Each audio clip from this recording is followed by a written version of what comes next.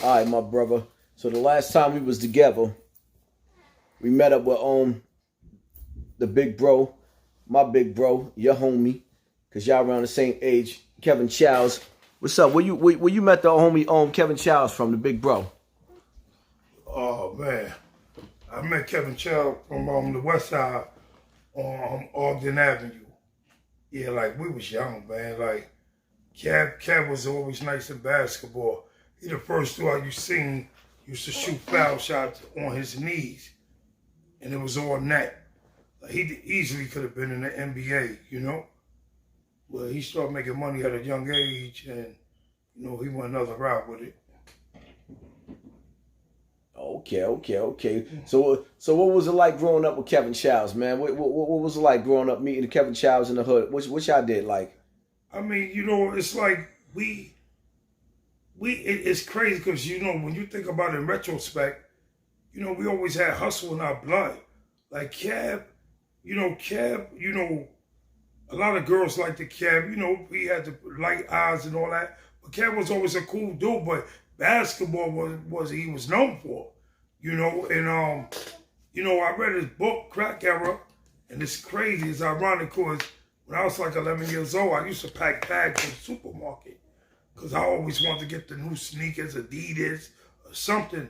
I remember my mom's thought I was stealing money from somewhere, and I had to prove to her that I was packing bags in the supermarket and helping people with their groceries, and they would give me $1, $2, $5. But that shit added up. When I left, I had like $120, $130. The weekend, I might make 200 and something. So my mom was like, where you getting all this money from? I used to put it in my socks in the closet, and she found my stash. So she thought she didn't know what I was doing at a young age. But I always had that hustler in my blood, man. Nah, but you know what though? See, growing up in Bronx River, if you was packing bags, you had to know how to fight. Because once dudes seen you was packing bags and you was making money, somebody was gonna snuff you. I'm gonna tell you a funny story. My brother Keyboard Money Mike. Yo, what's up, man? Your boy Keyboard Money Mike was something one and only Keyboard Money Mike back in the day. You probably heard of me, You probably did. How about South Bronx? The South Bronx. The bridge is over. How about that? How about Ultra? Magnetic MC. How about that, huh? Now, how about a number one? Keyboard Money Mike is down with us. I'm down with Hassan Campbell, baby. If you don't like it. Who actually did still number one for KRS-One. He did Ego Tripping for Ultramagnetic MC. Even though they lied trying to say they did the track, but everybody know now Mike did the track. Keyboard Money Mike did a lot of people's track. He just didn't know about royalty. So, he was just taking money up front, and, he really lost out because he was ignorant to that knowledge. But Mike used to bully me, and one day I got tired of this shit, and I fought him, and my brother beat me up. And mind you, I was like 12, 13, and my dad didn't play that shit. My dad was like 6'7", 300 pounds, but muscle though, because he did construction for mad years. So my dad was always like, big and strong. And he put me in a boxing gym. And that's like, after I was in the gym for like 2 years, Mike couldn't fuck anymore. None of my brothers, my mom's had 13 kids. I got 9 brothers, 3 sisters. I'm the youngest. But after I went to the gym for 2 years, you couldn't tell me go upstairs no more. Couldn't tell me nothing, I knew how to fight then. So yeah, back then, especially just growing up, period, and in the city, you gotta know how to fight. Because you got the bullies and all that. I don't know, it's like I was young, but I always hung out with people older than me. Like they always liked me. They took me under their wings. So I'll be like 14, 15 with 18 and 19-year-old and fit right in with them. Right. So like in Cali, they said catch the fade. I had to catch the fade with them all the time. But they respect my shit because even though I was young, I knew how to fight. And when you know how to fight, even in prison, niggas respect you. That's not just know how to fight, but not being scared to put it on someone. A lot of people know how to fight, but they ain't got the heart to fight. Right. So pretty much, man. So what you thought about the book with Kevin Chiles?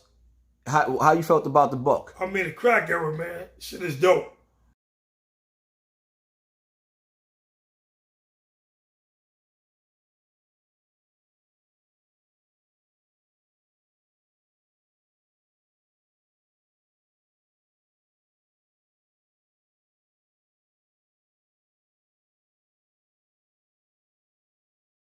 And I'm proud of my brother. You know, of course, we all came from the street where the odds was against us, and we prevailed. There's only a few of us left, man. And, you know, Kev is definitely one of them, one of the real ones. You know, with the Dawn Diva, and now he doing bigger and better things. So salute to Kevin Chiles. Go get that book, Crack Era. Sufficient. Believe that. Shout out to the brother Kevin Chiles. Much love to him. And it's so many brothers, man. Kevin Chiles. It's so many legends that we have with us, man. Oh, yeah. Tell us, like, talk about the brother B.O., man. Like, give us some good memories, some thoughts, some, like, just give us some memories of B.O., man. You grew up, like, people don't understand, man. And I be laughing because we came in an era where we grew with some of the illest dudes in the games. What's up with B.O., man? I mean, everybody that knew B.O. was like self-explanatory. B.O. was like one of the realest brothers you ever meet on all levels. All levels, man. Like, I used to be in his house, he'd be in my house. I call his moms my mom, even to this day. You know, he used to call my mom's his mom. I call his mom my mom. Like, that was my brother, man. And we did everything. We used to argue. We did everything. B.O. liked me because I was militant. You know, once I went into the military, and, you know, I learned how to move differently. Everything is strategic with me. So, you know, you see motherfuckers, you know, I wasn't one with the argument. I just catch you in your mother hobby, and it was a rap. So, you know, B.O., he liked it, that shit. You know, and, I mean, we learned a lot from each other. I mean, we used to compete all the time, man. Even with girls. Like, B.O. was hitting everything. I felt like I was hitting everything. You know what I mean? Like, that was my brother on all levels. All levels. Right. B.O., shout out to B.O. That was my big bro. Yeah. You know what I mean? That's why I first met you at as a youngster, watching y'all together, man. It was amazing to actually grow up and be a part of. Like, give me a story, one of your most memorable stories of you and B.O. Like, give us something to make you laugh, man. I'm gonna tell you something that's it's not too out there, it's not incriminated, you know, and you know the brother, you know, my brother resting right now. I'm gonna tell you, we was at the FIBA, right? And we just came in. We just drove the pull up. We came in. The bouncers that used to let us in with them things, he wasn't at the door. So me and B.O. come to the door. Nigga told me, you gotta search us. Like, search us? What? So we asked him where whatever the dude's name was, he wasn't working that night. So B.O. wanted to knock the bouncer out. I'm like, nah, I really wanted to go inside because I was trying to find this shorty I'm supposed to link up with. So I'm like, nah, oh, let's chill, man. You know, we went out, we put the things up in the car, we come back in. B.O. don't like that. All the clubs we went to, we didn't go through that circle. And the dudes knew the penalty behind that. If you didn't know who we was, you found out. So we didn't play that shit. But this, you know, son got a pass. We go inside the FIBA. I don't know what happened. All we know, the dude was bleeding. And the dude, man, walked into B.O. I mean, he got blood on B.O.'s shirt. But B.O. was like, he seen the brother was hurt. He said, you all right, beloved? Everything all right? The dude said, the fuck? So it was crazy because B.O. he called B.O. bitch. So B.O. went from trying to help the brother to, did he just call me a So we left the club before dude, and I'm mad because I'm trying to link up with Shorty again, and B.O. like, nah, let's go. We leave, we go to the car, we see son come out, and as soon as he came around the corner, we jumped down, you know what I mean? We played tag on him, we jumped back in the car, we went on the highway got off the first exit, came back around. We seen the ambulance, police car, and all that shit. But that's just giving you a little glimpse how a spark could turn to a fight without getting too crazy with it. You know what I mean? So that's a life story. That's how far I'm gonna go with that. But, you know what I mean? It wasn't just all about negativity either. Cause we didn't do nothing unless you validated. We had a lot of great times, man. We had a lot of great time. You know, we used to party, throw mad parties in clubs. You know, Olympics. Oh, I'll tell you funny shit. Olympics. B.O. and his brother was Olympics used to feed us free. Shit on 49th for the Grand Concourse. Or, you know, the brothers that don't know about that. But anyway, they used to feed us. We was holding them down. So B.O. was really like really extorting them. So one day we went there, and B.O. and his brother got into a big argument. You remember this. So, because the bouncer we left there, when we came, some dudes from B.O. Hood violated. And dude trying to tell them, like, yo, y'all can't come up here with the, you know, B.O., you know, he got these, and they was like, we don't give a fuck. One in here. So anyway, when we pull up, because the dude calling, so we leave the club, we pull up. But they from B.O. Hood, and B.O. brother, Mac, with them.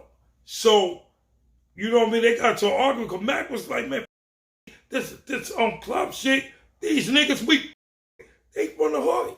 They got to a big argument, and so they start screaming at each other, and then all you heard, B.O. said, where are you? B.O. pick up a chair.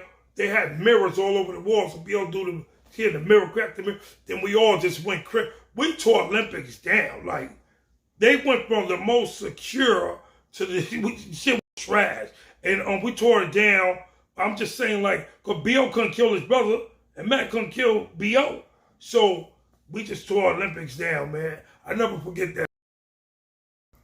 And I know when you sit back and you think back at it, it was like, wow, that was a moment that should have been diffused, but niggas was like, it is what it is. Let's ride the wave right now. Right. I heard about that. I think I was locked up when that happened. That probably was like in 94, 95. Yo, the police rolled by. They looked in. Mind you, after throwing the chairs through the mirror, niggas start, B.O. let off a shot, Matt let off a shot. We all just went crazy. Police seen it was the police car. Two of them in there. We looked at them, they kept it moving. I never forget that. Funny as shit, real story. You know what I mean? Lame niggas will never believe. Because, you know, they ain't, I mean, I can tell you all type of story. I remember we was on Webster, and we shooting dice in the hallway on 169, 1330, in the project. And two housing cop came in there, and they tell them to get on the wall. Never forget this shit. We beat them up, took their shit. It was just crazy. We was off the meters back then. You know what I mean? Now it's like, I don't even think about it like that now. These telling everything, cameras everywhere, like, they'll put you under the prison. Trust me. You know what I mean? In prison for the birds, man. Stay out here. Stay out here. Get money, man. Enjoy your life. You know, smash some females. You don't want to be in prison around a bunch of, you know, fuckers, man. Stay out here, enjoy your life. Word. Let me ask you questions, because you've been around. Like, see, the one thing I'm gonna sit up here and I'm gonna say, and I gotta say, man, I've seen you in the streets. A lot of these dudes coming up on the internet talking about, yeah, I did 20 years, 25 years, 30 years. My whole thing is, man, you ain't lived till you've been on these streets. You did time in jail when you've been on these streets. These dudes ain't been on the streets. What is the difference between the streets now and then? Oh, man. I'm going to tell you the big difference is you're looking at a bunch of crack babies. You know what I mean? Like, you're looking at that even someone who catch a body is accidental body. They never shoot who they looking at.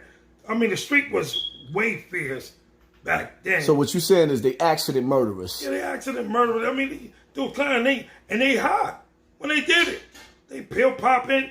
You know, they hot like a motherfucker. So it ain't like they built like that. Then these the same niggas go to prison when even Rikers Island's too much better. They go to Rikers. They get beat up. They can't use the phone. They got to join a gang just to get some type of respect. You know what I mean? Like, no. Back then, you had to show and prove before the blood and all. You niggas had to fight. You had to knuckle up. Even when I was guard body, I-God, and we used to have a rally. If you didn't know you didn't know your lessons, you got universal beat that. I mean, it was real back then. You know, now it's like you got all these wannabe. I'm gonna be whatever they want now. So basically, what you're saying is crime is happening, but these dudes ain't got no heart. Right. I mean, just look at it. Look at what's the young boy Junior that Junior. Yeah, the Trinitario. Yeah, they kept that boy like. I mean, they did what they did, and then they get locked up, and then you see them crying. Like, you know, when we did shit, like, you get locked up, you in court, and you don't, you know what I mean? Like, you did what you did, and you willing to pay the consequences, but you ain't going there crying. Yeah, one or two of them try to redeem themselves by setting it off on a CO at a time in Rikers Island. And see, I tell dudes, he set it off on a CO, you know, a couple of years later at a time where COs are not allowed to beat your ass anymore. They got the hugger in shit. You know what I mean? You can't just, back when we was in there, you had some with these COs. With that belly, what type of on. As a matter of fact, you know what? I don't know if you heard it, but I'm going to bring it to your attention right now just in case. As of January 1st, they passed a new law in New York State. If you get arrested, unless you basically have a homicide, you can have rape, all types of stuff you can get locked up for. There is no bail. They have to R&R you. Even if you have prior cases, they have to R&R you as of January 1st. What do you think about that? I mean, that's a fact or that's allegedly? That's law. It's passed. Right. And it's signed. Okay. It's signed and it's passed as of January 1st. Well, think about it, man. And I'm glad you brought that up. Just think about it. And I'm speaking to... But hold on. Let me make this clear to you. Yeah. I've read this. And even when it come down to... Like, some of the worst crimes, unless it's damn near murder, they cannot give you a bail. They have to R&R you even if you have prior cases that's open. Yeah, I heard you. But before I even answer that, let me answer the thing. You know what I mean? Because I had a situation. Let me tell you something. You know, if somebody get locked up for rape, read their paperwork. You know what I mean? Don't just, it was, you're like me. I got a pimp charge. You know what I mean? So I had a situation where mother trying to extort me because we had the strip club and all that. I wasn't jacking that. So they pulled some funny shit on me and got two girls to say some who knew me. They was like, nah, you crazy, that's pimp right there. They knew better. They knew better. But I'm just saying, you can't just run around calling people rapists. And when you take something from a woman, you violate. Yeah, I mean, them spies. You understand? But when you got a who's pimping, and let's say it's a girl 17 years old, she's a minor, he has sex with her, it still says that. Even if she was a willing participant, it's irrelevant. She was underage. She was 17. She wasn't 18. But he go to jail, and they said, oh, he's... So I just want to clear that up. Come on. I don't know why they come home with $150 across their face. Because you promoting bad dope. Do your research, man, before you run your mouth. All right, anyway, and to answer your question, the system is designed for us to fail. Just hear that. The system is designed for us to fail. I'm talking to all of y'all. All of y'all. Probably got like, what, 200,000 subscribers? Or 200,000 of y'all. Take heed to what I'm telling you. The system is designed for you to fail. But don't use that as a crutch. And don't use it as an excuse. Because I come from the hood of hoods. I did it all. You know what I mean? So for me to be alive and still be breathing and be able to say this to you guys, I'm telling you, you're not speaking to never been in the street, never lived that life. I'm speaking from experience, because experience exceeds all other method of learning. So I'm telling you, if that's the new law, they want crime rate gonna go like this. They want that. No, they want to. You know how much money they make a day per inmate? See, that's my whole thing right there, right? That had me bugging. So you telling me New York went from having Rikers Island, which is the biggest holding facility in the world, and now they're going to turn around and they're going to take New York and let all of the inmates go. And they're closing down Rikers Island, so there's not going to be no holding facilities. So any crime that's committed in New York City, you go to jail, get released, and wait to go to trial on the street so you can commit more crime. Rape. If whatever you are as a criminal, you get to commit more of those crimes. Now, my whole thing is like this, right? I used to say that I didn't wish jail on nobody till I realized that was the stupidest thing in the world to say when I started watching dudes knock out 70 years old and 80-year-old women and men and knock them out. So now I'm realizing, like, hold up. These people are about to turn New York City into Gotham, like the Batman movie. Because if you telling dudes that they not going to jail until they actually go to trial, they could just skip bail on the court system and hide and commit more crime, you trying to turn New York City into a war zone. Yeah, I mean, like I said, the system's designed for us to fail, just like the crack era. You know, it's the crack era. I'm telling you, it sounds like it's synonymous with the same type of game plan, because you let people commit crime, come out, and they stay out till they go to trial. They committed more crimes. Like, listen, at the end of the day, I'm going to tell you brothers right now, you better find a hustle. You better find something to stay out here. Because I just did over a decade in prison. All right? A decade. And even though I was able to go and do that time and come out with no scar, nothing, that don't happen to the average person. Prison make you an animal. Come on, man. Like, I hate to hurt one of my brothers, but even the CO, some of them, they just jump out the window performing, you know, and it's on your own people, sometimes the worst kind. So don't get caught up with that shit. Look, man, I came from the hood. It ain't where I came from, it's where I'm going. I'm going all the way up, like my boy Fat Joe said. I'm going all the way up, man. All the way up. Lord, salute to Fat Joe, Show Big, the whole Digging in the Crate, Lord Finesse, that's my little brother, DJ Premier, I love you to death. Salute to your brothers, man. But I'm going all the way up. I've been home there 4 years, and you don't even see me. Is that by purpose or that's by accident? Let me ask you a question. Yeah. I don't never hear dudes talk about this. And I know if you got busy in jail, you have to have this one story. Tell me about that wish you never got from them COs. Yo, listen. Anybody that name ring a bell in there, I don't got some whipping. Them niggas gonna kick the go out my mouth in Attica. When I-God went to jail, he had his whole top row was gold front teeth. Gold fronts. So I know. But at the end of the day, you know, you can't have peace unless you have war. So no, I want you to get in depth, man. Because nobody never talk about those. Get in depth with those jail.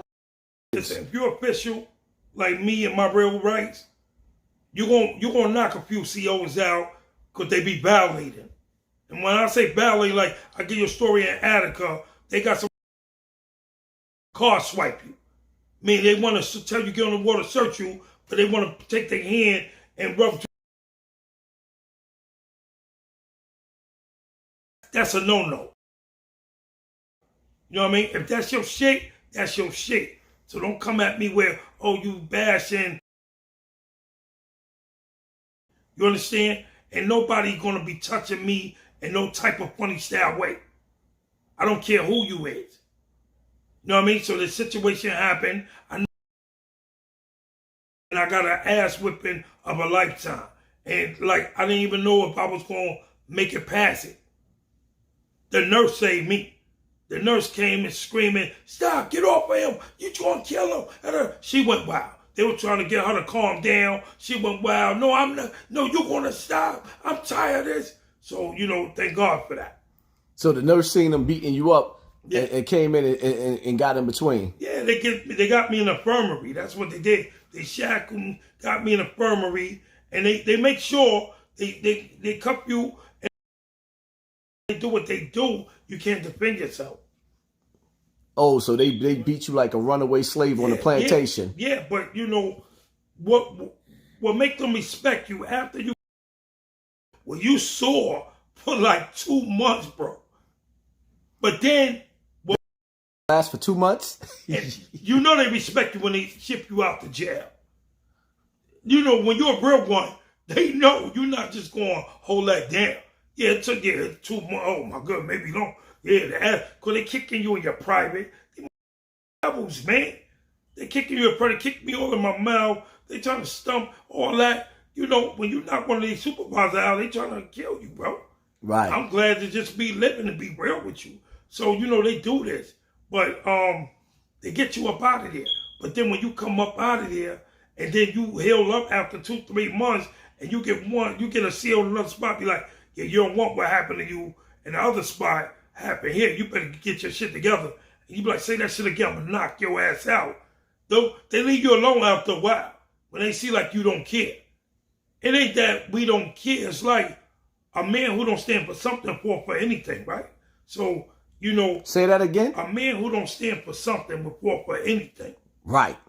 You know what I mean? You got dudes like that. Like you said something earlier, I'm going to reflect on that. You got killers in the street, and they go to jail, and they can't even get on the phone. Then you got dudes in jail that's get busy, and they come out here, and they can't survive. Last a day. Okay? And thank God, I've been blessed to survive at any one. You know, from boxing school to the military. It prepared me for all of that. Right. You know what I mean? But a lot of people ain't mentally prepared. Dudes hang up. They gave me my last 4 years in upstate box. You got dudes can't do 5 days. You know what I mean? My brother Tankhead did 21 years or 22 years in the box. Like, wow, that's inexplicable, man, unimaginable simultaneously. I wouldn't want to do that. But I know if I had to do it, I know I'd do it. Because suicide is never on my list. Right. Never. We fall down, but we get back up. Oh, yeah. That's the heart of a champion, a real lion. You know, that's the heart. Come on, man. Dudes can brag. Oh, I got shot. I got shot too. But I shot.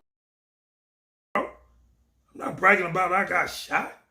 I wish I never got shot. I got shot, told me I was slipping. Shot me in the back. That's how scared these niggas was. You know what I mean? But, I mean, like I said, I'm just thankful to God that I'm able to turn a negative to a positive. Come home after all these years from making millions. Anybody that know me know I-God made so much money. Making millions. To sleeping in a cot. A little ass bed, the mattress this thick like you sleeping on the floor, bro. I don't care. No, who want to be rich in prison? I'd rather be broke in the street. Right. Let me say that again. Who want to be rich in prison? I'd rather be broke in the street. Exactly. You better take heed to that. Because prison, look, all these young brothers, they going to prison by the record number. And they 50 years, 25 to life. Don't lose your life and then come out and you washed up. So basically, what we're trying to say to you is, it is what it is. I'd rather be broke in the street than rich in jail. And that's the bottom line to that. We only got 2 minutes left on this recording. So y'all got to stay tuned for part 2 of this interview right here with I-God. And y'all going to see much, much more of the brother I-God from New York to California to Baltimore to Atlanta, San Francisco. We everywhere. We gonna be everywhere. So stay tuned, people. It is what it is. Final food for thought. Time used wisely is an investment towards your future. So just use your time wisely. You know what I mean? Use it wisely, man. Whatever you do, I can't knock you. I sold drugs, I robbed, I shot, I don't kill. I don't do all type of shit that it's nothing. I'm not happy about none of that. But it's it made me who I am. You know what I mean? But I'm just saying, use your time wisely, because you gonna see I took a negative and I'm about to take it to a positive. Believe me, if I could save one child, and I don't say a bunch of them, because a lot of them look up to me. Them the ones who I keep close to me, keep them in school, keep them focused. Even if I got to get them money so they can get them a little outfit, whatever, I want them to go to school, get their heads. And just because you got a bachelor's degree don't mean you're going to get a good job either. Some people with master's degree working at McDonald's. But at least give yourself a shot, man. Right. Any final words? Tell the people we out, and we'll see them on the next video. Yeah, man. Love, man. Stay out here. Do your time on the street. That's our motto. We doing life on the street, baby. Salute. Life on the street. Salute. Peace out. Well, we up here in the Bronx, you know what I mean? I'm giving Poppy these joints. And I-God, we go back from the sandbox. That's right. The crack ever, baby. Let us know about what this book talking about, man. Nah, they got to get the book. It's a great book, man. It talks about definitely that generation and that time, but more important about prison reform. You know, just, it's a positive book. You know, don't judge a book by the cover. The crack ever might make you think of something other than, but trust me, man. You know, you get the book.